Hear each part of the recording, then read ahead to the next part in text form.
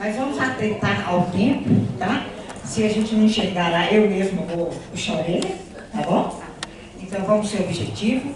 A gente sabe que aqui agora tem case de sucesso, né? E isso é muito importante na área de resistência de saúde, porque cada um que manifesta uma atividade exitosa tem que ser compartilhado, tá? Com o que a gente vai começar aqui? Vamos ver. Fabiana? Vamos começar? Fabiana, da Fundação Ezequiel Dias. Aí eu gostaria que você mesmo se apresentasse, tá, Fabiana, por favor? Se quiser falar sentado também, a gente fica à vontade, tá? Eu só não sei se o computador chega aqui. Vamos falar aqui mesmo.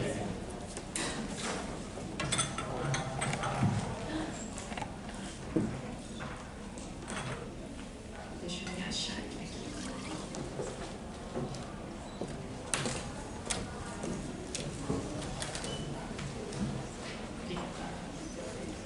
Boa tarde a todos. Vocês estão me ouvindo, né? Bom, primeiro agradecer o convite para eu poder vir aqui falar sobre um case da FUNED, da Fundação Ezequiel Dias. É uma alegria estar aqui dividindo a mesa com duas instituições também de referência. A Santa Casa, eu sempre falo que a Santa Casa é maravilhosa, sempre com muitas boas oportunidades, né? E a Fundação Evominas aqui representada pela Maria Luísa. Bom, eu sou Fabiana Barbosa, sou engenheira ambiental, mestre em saneamento. Eu atuo lá no Serviço de Gestão Ambiental da Fundação Ezequiel Dias. E eu não poderia começar essa apresentação sem falar um pouco sobre a Fundação, né? A FUNED, ela foi fundada em 1907, ela é lá na sua origem um braço da Fiocruz, né? Ezequiel Dias veio a pedido de Oswaldo Cruz para cá e iniciou aqui a implementação de estudos na área da saúde. E chegamos aqui à FUNED hoje, em 2025. Ela é uma instituição pública ligada à Secretaria de Estado de Saúde de Minas Gerais. Então a gente faz parte do SUS aí e temos como principais atividades as análises laboratoriais de vigilância sanitária, epidemiológica e ambiental, muitas pesquisas na área da saúde e produção de medicamentos, tá? O case que eu vou apresentar para vocês aqui hoje é sobre a nossa Bolsa de Produtos Residuais, atrelada aí à minimização da geração de resíduos. Todos os dados que eu vou apresentar estão disponíveis nesse artigo científico, que é um dos produtos do meu mestrado. Foi feito com orientação do professor Dr. Rafael Barros, lá do Departamento de Engenharia Sanitária da UFMG, e com meu co-orientador, Marcos Moll, Dr. Marcos Moll, que está aqui. Então, hoje a minha responsabilidade aqui é grande. Então vamos dar uma pausa, doutor Marcos Moll. Não rouba meu tempo não, hein, Isabel? Levanta aí, querido. Não, aí eu vou te dar 5 minutos a mais. Eu tenho que trazer um parênteses, porque é o nosso grande colaborador aqui no CREA também, sabe? Ele é o colaborador do nosso GT, é uma pessoa que eu admiro muito, tá? Desculpa, Fabiana, mas aí se imagina, eu tinha chegado ele, né? Agora eu já sei que é só usar o nome dele que eu vou ganhar mais 5 minutos de apresentação. Se eu soubesse, tinha falado antes. Mas é um grande parceiro também de pesquisa lá na FUNED.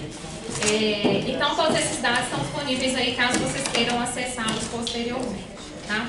Bom, a Bolsa ela foi criada em 2006, coincide muito com o início ali do gerenciamento de resíduos na FUNED.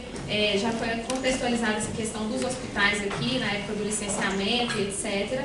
E ela consiste em uma sistemática de captação de materiais de laboratório, muito voltado para reagentes que estão vencidos ou em desuso e para outros materiais como vidrarias que já não tem como dar calibração mais nessas vidrarias. Então, o objetivo dela é promover o reuso interno. A gente capta de alguns laboratórios e deixa disponível para outros laboratórios para que eles possam reutilizar aquele material. A gente também conta com doações externas nesse percurso aí de 2006 para cá. A gente teve várias instituições de ensino que se beneficiaram dessa sistemática. Então, aí tem algumas como a UFV, Juiz de Fora, São João del Rei, o Cefet, a UENG e o próprio Colégio Tiradentes aqui de Belo Horizonte. Ao longo do tempo, com as muitas melhorias que a gente foi implementando desde o início da Bolsa, uma das coisas que eu acho que sacramentou, vamos dizer assim, com muito vigor a Bolsa de Produtos Residuais na FUNED foi a institucionalização dela por meio de uma portaria. Então, aquilo que já estava operacionalmente funcionando muito bem, muito internalizado, foi chancelado pela alta direção, né, com a emissão dessa portaria interna, que é a portaria 026 de 2018. E a gente tem um procedimento próprio, um procedimento operacional padrão, que trata de todo o fluxo de como essa bolsa funciona, que é esse aí, DPGF, DE, SGAM e GA 004, ele já está na 8ª revisão, então a gente vê que é uma sistemática que já está completamente institucionalizada. Esse daqui é o fluxo, não sei se dá para ver minha setinha aí, não aparece não, né? Na parte superior aí, fluxo de funcionamento da bolsa, na parte superior a gente tem ali o laboratório, quando ele identifica que ele tem um reagente vencido ou que descontinuou uma análise, ele não vai usar mais aquele reagente, ele preenche um formulário homologado pelo nosso sistema da qualidade, a gente tem ISO 9001 na fundação. Então ele preenche esse formulário, encaminha esse formulário para o setor de gestão ambiental. O técnico em química do setor, ele faz uma avaliação de todas as informações, o que é esse reagente, qual é a data de validade, qual é a condição desse reagente, se ele tem, analisa ali minimamente se ele tem condição de ser reutilizado. A partir disso, estando tudo ok, a gente faz o recolhimento desse reagente no laboratório, ele dá entrada numa planilha de gestão de estoque interna nossa, lá da gestão ambiental, ele recebe um código e todas as informações desse reagente ou dessa vidraria compõem aí essa planilha de gestão de estoque, que é a cada 15 dias renovada na nossa rede interna, na nossa intranet, tá? E aí eu já estou na parte do meio do fluxo aí, né? E tendo atualização, novas atualizações entre esse período de 15 dias, a gente vai fazendo também novas atualizações da planilha e disponibilizando na nossa rede interna. Quando um laboratório identifica que ele precisa, vamos supor, está fazendo uma pesquisa, identifica que precisa de um determinado reagente, ele não tem ali dentro do laboratório, ele vai até essa planilha e verifica. Estando disponível aquele reagente, ele também preenche um formulário de solicitação, a gente faz a separação desse material, entra em contato com o laboratório e ele pode ir lá buscar esse reagente para poder fazer essa utilização. Então aí a gente fecha todo esse ciclo. A partir do momento que ele dá a entrada, como eu falei com vocês, que é uma planilha de estoque, essa aí é uma foto geral da nossa bolsa. É um espaço dedicado com acesso controlado, então só o setor de gestão ambiental que tem acesso a essa área, tudo separado por compatibilidade química e etc. E vocês podem ver por essa foto aí que tem uma etiquetinha escrita aí, bolsa de resíduos e um código. Todo produto que dá entrada na bolsa, ele recebe um código, e esse código, quando ele dá a saída, a gente dá a baixa também nesse código desse material. Então a gente mantém com isso a rastreabilidade de tudo que entra e sai. Então a gente sabe o dia que chegou, se alguém solicitou, quando foi, quem foi que solicitou, né, qual que é o laboratório que está encaminhando aquilo ali para nós, a gente consegue ter toda essa rastreabilidade, que é reforçada pelos formulários, vou mostrar para vocês aqui. Esse é o formulário de encaminhamento de reagentes, então tem o nome do reagente, o valor de aquisição desse reagente, a marca, o lote, como ele está condicionado, se ele está fechado, se ele já foi utilizado, ou seja, se é um frasco que está aberto, qual que é a capacidade desse recipiente, e ao final ali tem o código que é a gente lá da gestão ambiental que preenche. Podem ver também que tem diversas assinaturas. Então, as pessoas, elas têm conhecimento, quem é responsável pelo laboratório sabe que está repassando aquele material, né? Então tem toda essa rastreabilidade e por isso que garante isso para a gente. Esse é o formulário de encaminhamento de vidrarias. Aí a gente já não tem mais a questão do lote, porque a vidraria não tem essa questão da validade, né?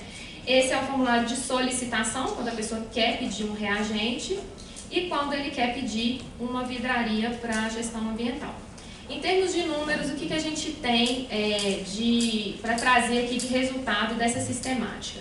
Esse gráfico ele traz aí em vermelho as instituições de ensino, quanto o número de itens que eles solicitaram, que foram reaproveitados, e em azul o que foi reaproveitado internamente. Então a gente percebe aí já por esse gráfico que as instituições de ensino são os maiores beneficiários dessa sistemática, né? Eles são responsáveis aí por 80% do que a Bolsa já recebeu entre 2011 e 2018, foi repassado aí para essas instituições de ensino. Tendo um pico aí em 2012, com 1.356 itens, e em 2014, 1.332. Cássia, eu ganhei 5 minutos, tá?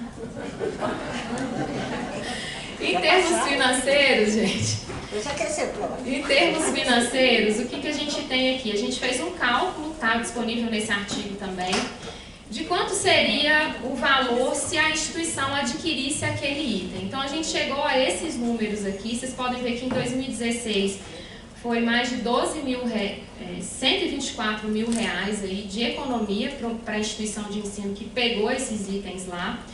E, assim, é um valor que ele é depreciado, porque a gente partiu do pressuposto que, já que ele está fora da validade, ele já não tem mais aquele valor de mercado. E a gente jogou para o pior cenário de 40% de depreciação desse valor. Então, ainda assim, a gente percebe que a economia financeira ela é muito alta, né? Ela é significativa. Essa tabela aqui, ela traz esses mesmos dados, mas de forma comparativa aí, lado a lado e um pouco mais organizado. Então, vocês podem ver que a FUNED, entre 2011 e 2018, teve uma economia aproximada de 70 mil reais. As instituições de ensino que se beneficiaram dessa sistemática, mais de 260 mil reais, totalizando aí, entre esses dois, mais 320 mil reais. A gente fez uma correção desse valor para o ano de 2020, que foi o ano de publicação do artigo, e corrigindo esse valor pelos índices aí, financeiros, a gente chegou a uma economia de mais de R$500 milhão. Isso só em relação à questão da aquisição. A gente não conseguiu calcular o valor de não encaminhamento para tratamento, porque a gente dependia do peso e esses materiais já tinham dado saída da nossa instituição. Uma outra coisa que eu queria destacar é que, percebam que em 2014 as instituições de ensino receberam 1.332 itens com uma economia aproximada de R$42 mil. Em 2016 foram 775 itens, mas uma economia de R$124 mil. Ou seja, existem alguns itens que ainda têm um valor agregado muito maior do que em relação uns aos outros. Então a gente tem, por exemplo, o meio de cultura, custa muito caro. Então ele tem um valor agregado maior, então quanto mais a gente conseguir reaproveitar, maior a economia. Concluindo, acho que eu estou no meu tempo, né? Obrigada. Concluindo, quais são as nossas conclusões? Há uma demanda evidente aí pelos itens que são captados pela Bolsa de Produtos Residuais da FUNED, tanto internamente quanto externamente. Também é evidente a redução de custos de aquisição desses materiais, vidrarias e reagentes, e também redução com custo de não tratamento desses resíduos. A Bolsa é uma importante fonte de recursos materiais para as instituições de ensino, isso também fica evidente. E essa é uma estratégia completamente alinhada à economia circular e às premissas da química verde. Eu queria reforçar aqui, já finalizando a minha fala, isso surgiu em 2006, né? Foi um dos primeiros slides aqui. Lá a gente já fazia economia circular sem saber que estava fazendo economia circular. Hoje recebeu esse nome bonito. Então, eu queria parabenizar aqui o Marcos, que vem dessa história, né, continuou e aprimorou a Bolsa de Produtos Residuais, e a equipe da gestão ambiental, que eu estou representando aqui também, por dar continuidade a esse trabalho. Tá? Eu agradeço, fico por aqui, esses são meus contatos. Obrigada.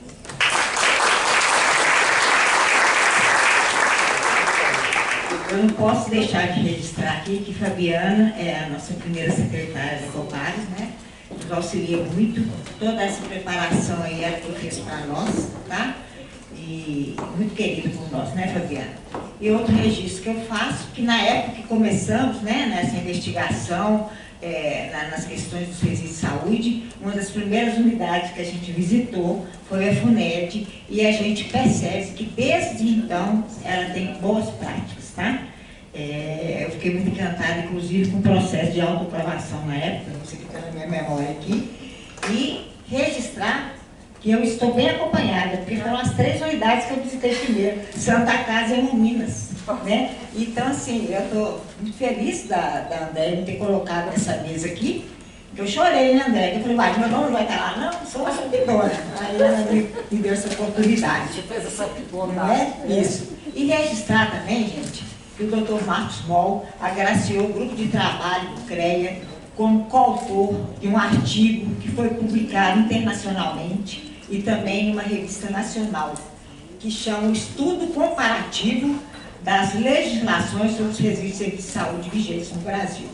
E como a gente vai ter perguntas por escrito, eu peço que ao fazer as perguntas, André, que coloque o e-mail, porque se não der tempo, a gente responde pela Copagres. Quem deixou o e-mail, a gente vai estar encaminhando o seu artigo, né, doutor Marcos? Nosso, né? De gaiato na maravilha. E eu ia falar o nome em inglês, muito meio destreinada. E eu acho que é muito relevante essa leitura, porque o nosso grupo de trabalho é sobre a regulação desses resíduos. Temos normas boas, mas precisamos fazê-las ser cumpridas. Então vamos passar agora para quem? Para a Valéria? Pode deixar o seu último? Então tá bom. Então, por favor, Minas, se apresente para nós.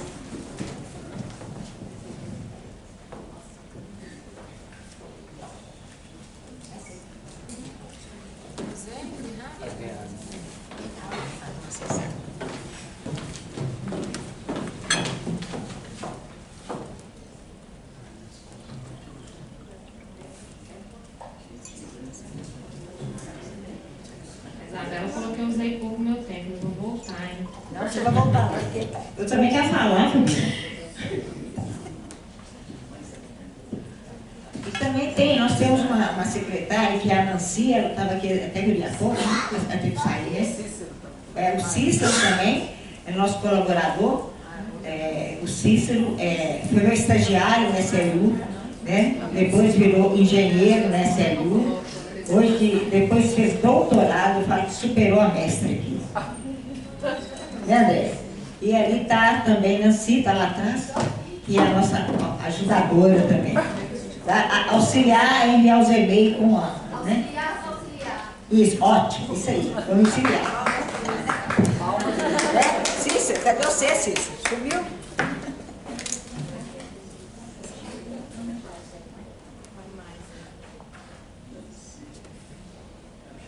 Qualquer coisa eu fico aqui no WhatsApp. Acho que desligou.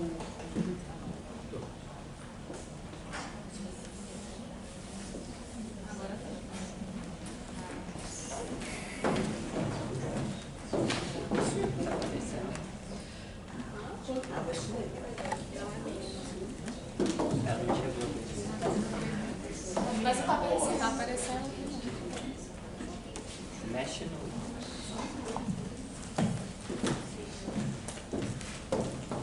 O negócio é mágico, tá ligado? Tá ligado, não tá? Tá. Ah, porque não tá desligado embaixo. Não, é que tá.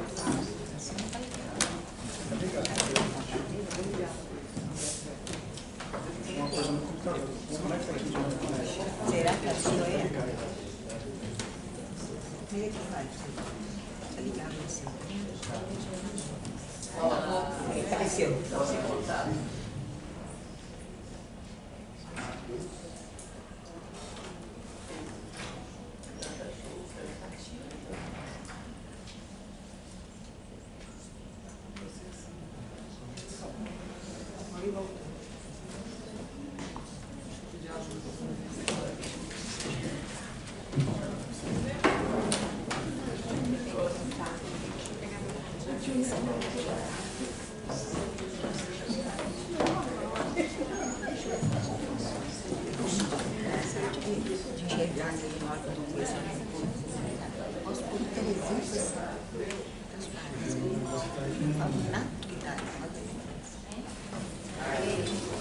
Peraí, acho que resolveu.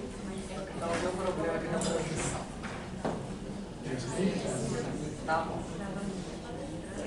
Isso mesmo. Subiu o trabalho.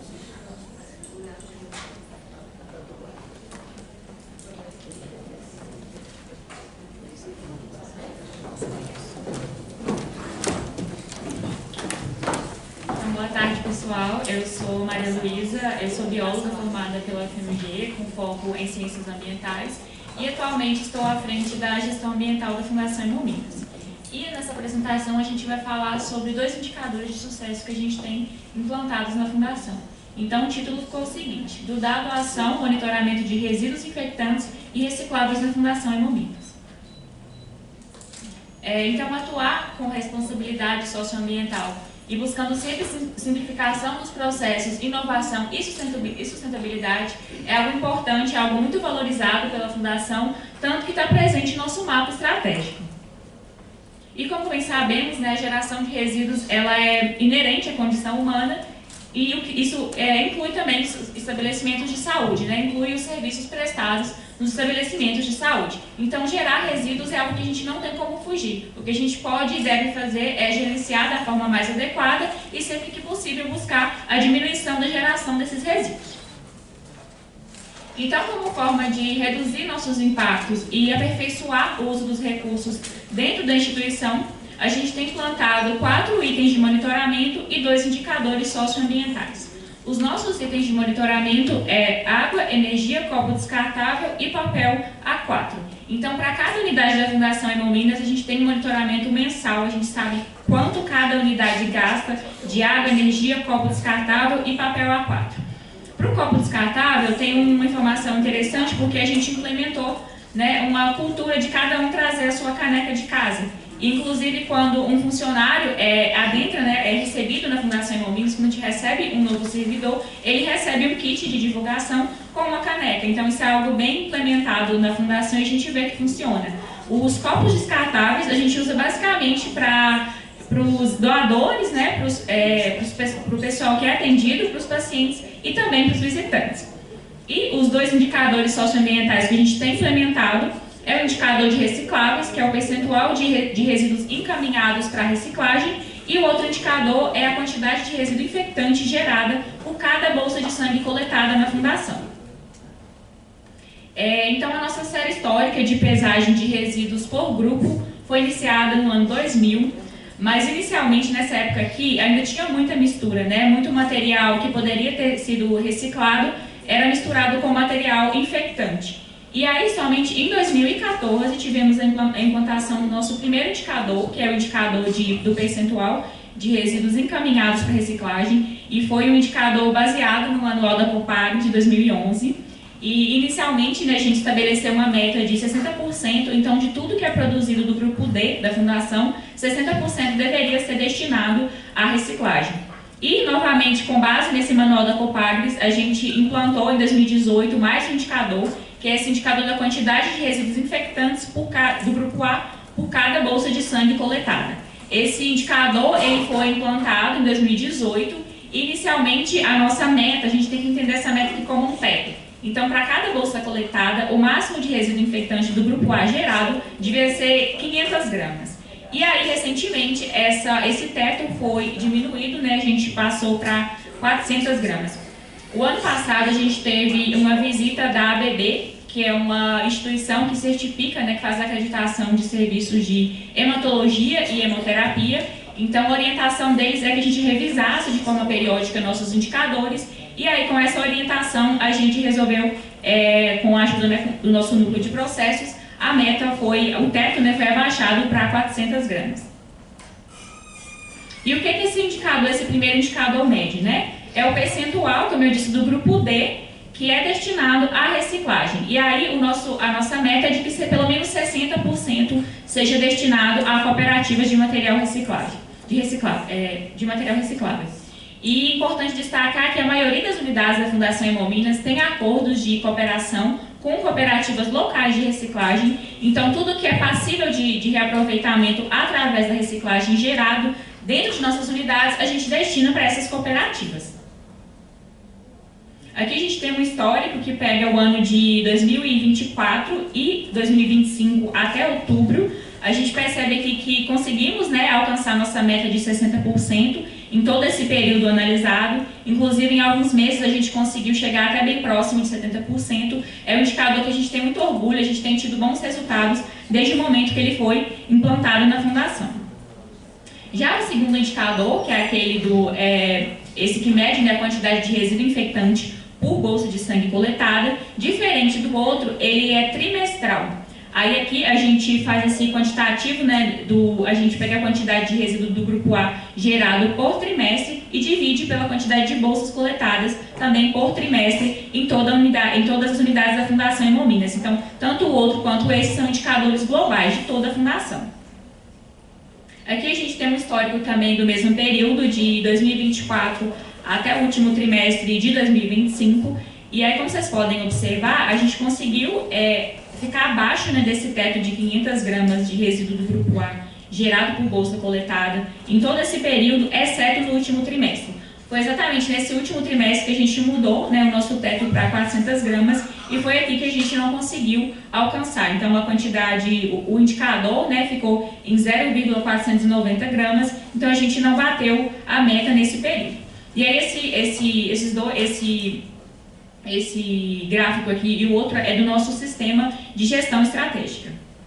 Aqui, quando a gente não consegue alcançar uma meta, né, para os indicadores dentro da Fundação, nós somos obrigados a criar um plano de ação para investigar o porquê da gente não ter conseguido alcançar, né, o resultado satisfatório e criar estratégias para poder voltar a alcançar um resultado satisfatório. E aqui, novamente, é um print do nosso sistema de gestão estratégica. Então, a gente cria esse plano de ação dentro do sistema, conforme as ações vão dando andamento, a gente vai alimentando por aqui.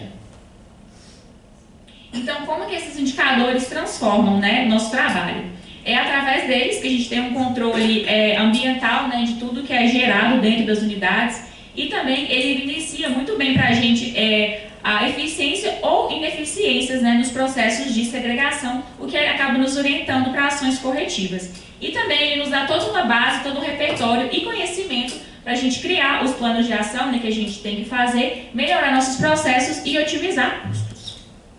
E é isso, obrigada.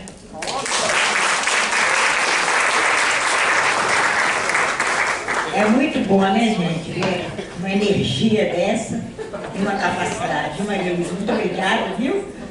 Você tem que ensinar o pessoal a falar no microfone, né? Dá um treinamento para nós aí, viu? Assim, eu falo que essas questões, né, desses indicadores, né, quando que a gente ia imaginar isso, né? E a pesquisa continua, né? As inovações, parabéns lá no Hemominas, viu? Então agora a gente vai estar com o Bruno, né, Bruno? Santa Casa, né? Vamos lá, Bruno. Você é presente, viu, Bruno, por favor? Eu estou com preguiça.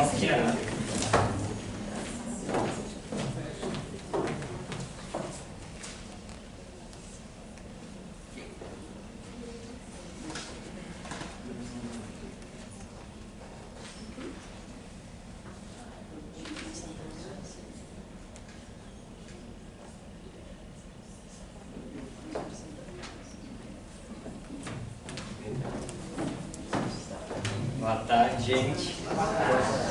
Meu nome é Bruno e vou apresentar agora aqui para vocês o case de sucesso da Santa Casa, que é do prato ao solo, uma abordagem de economia circular na destinação de resíduos alimentares em um hospital de grande porte. Então aqui eu vou me apresentar. Sou Bruno, tenho 37 anos, preciso fazer autodescrição. Tem alguém? Não? Calma.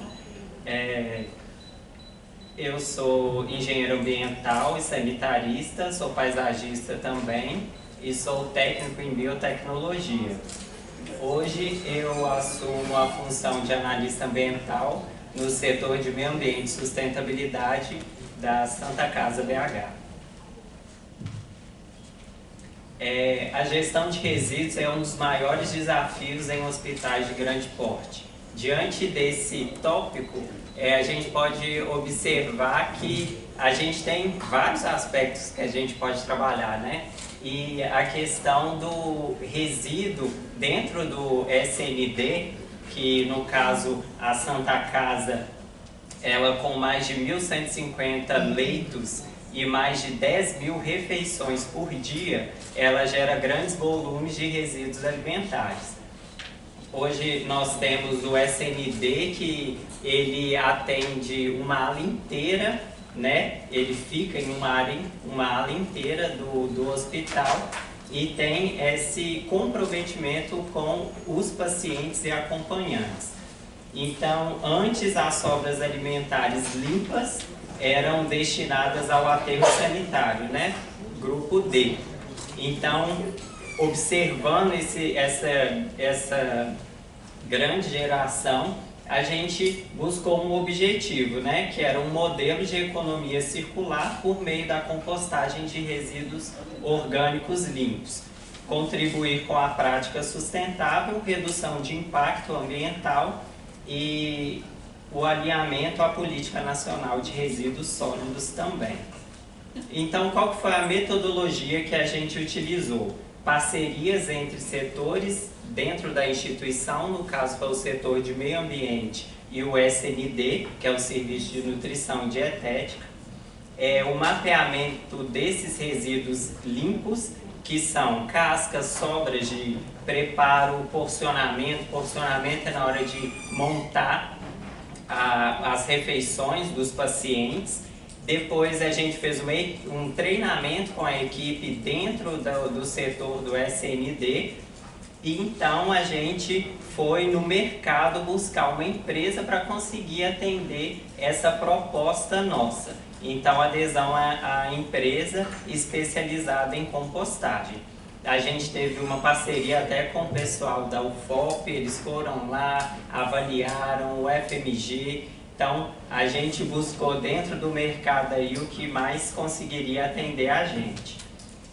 Implantação, aí a gente fez, né, toda uma mobilização de como que o processo poderia ser feito sem que impactasse o nosso plano de gerenciamento de resíduo. Que esse resíduo não fosse misturado com o resíduo comum, né, classe D, e muito menos os outros. Então aí a gente fez a implantação dentro do setor do SND com as lixeiras, né? E inicialmente foram as bombonas e depois a gente passou para contenedores e depois a coleta terceirizada às 6 vezes por semana. Então todos os dias tem a coleta e emissão do MTR, lógico, desse resíduo aí para fechar com chave de ouro.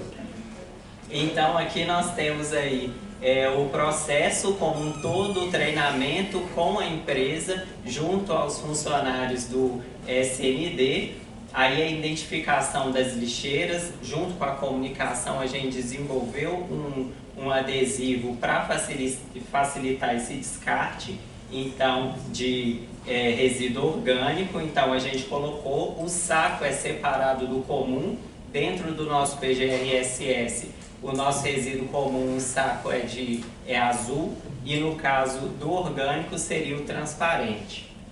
E aí, essa última foto ali são os contenedores com o limite máximo que os funcionários deveriam armazenar dentro desse container, até mesmo para a gente não danificar, porque isso seria custo.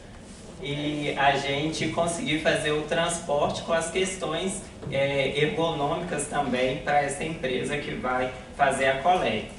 E aqui nessa segunda foto, foi na Semana de Meio Ambiente que a gente fez uma inclusão com todos os colaboradores, mostrando como que é esse processo da compostagem e a gente também ensinando como fazer uma composteira doméstica, né, em casa para cada um poder fazer também. Então a gente uniu parceria aí com esse fornecedor para que a gente conseguisse fazer esse processo rodar.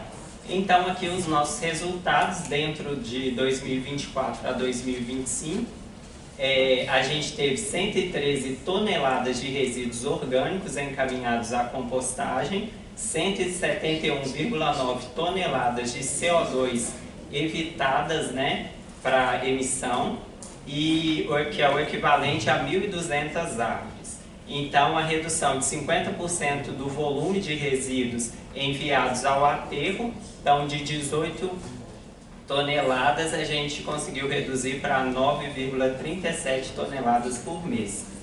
Então, a geração de adubo orgânico com 20 litros doados trimestralmente à Santa Casa. Então, a gente volta para aquele ciclo, né? Então, a gente retorna com esse esse adubo orgânico para os nossos jardins, para as nossas áreas ajardinadas ali da Santa Casa. Então a gente também tem os impactos e os benefícios, né, dentro da área do ASG. Então ambiental, redução de emissão de gases do efeito estufa, redução da sobrecarga em aterros sanitários, reaproveitamento de recursos, o resíduo que vira adubo, e o social, o engajamento das equipes internas, educação ambiental e de governança, aderência à legislação, RDC 222, resolução CONAMA, criação de fluxos rastreáveis e transparentes e o alinhamento ao PGR-SS e às metas ESG da instituição. Então aqui esse projeto foi feito um artigo, a Gabi que está aqui, que é junto comigo na comissão, né, da Copagres, ela juntamente com a Elaine e o Guilherme também, que até a Marli citou aqui como presidente na época da pandemia. Então foi desenvolvido esse artigo do Prato ao Solo, uma abordagem, e a gente recebeu um prêmio na revista Science, Cuidados, na edição 19, Cuidados de Saúde Sustentável. Então aí tem um QR Code, se vocês quiserem olhar também sobre o artigo, descreve lá todo o processo de como foi feito também. Então muito obrigado. Quero agradecer a atenção. Quero aproveitar então agradecer, né, a Copagres, que há muitos anos a gente é muito parceira junto com a Santa Casa, né? A gente vem tentando participar o máximo possível. A gente sabe que às vezes é corrido. Coloca aqui uma sementinha para pelo menos uma vez a gente fazer reunião presencial, que eu acho que é muito válido. E agradecer ao setor de meio ambiente e sustentabilidade aqui, representado pela Gabi, a Bia também, que é da Santa Casa, veio aqui prestigiar. Em nome também agradecer a Santa Casa por essa oportunidade da gente poder passar para vocês esse pouquinho do que a gente conseguiu fazer lá. Mas tem muita coisa ainda a ser feita, né?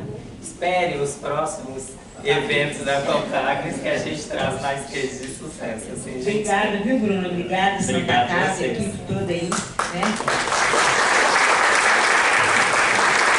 Eu falo assim, né? A gente, né, André, nós temos muitos planos, muitas ideias, né? Eu, então, sou rainha das ideias, como eu o dinheiro, né?